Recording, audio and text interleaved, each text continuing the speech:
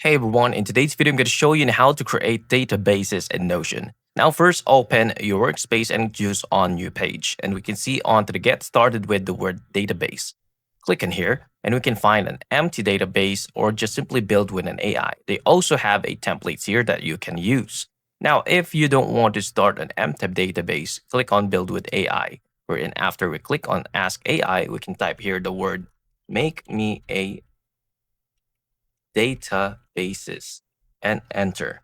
And now automatically generate a database, and then you can modify this based on to your preference. You can also ask again the database by creating you a specific sample. All I can do is to go again onto the database and type here a specific, like for example, create me a sample. And then they're going to generate the specific sample of database, and then you can modify this based onto your preference. And that's it. If you find this video helpful, please like and subscribe, and I'll see you into the next one. Thank you for watching.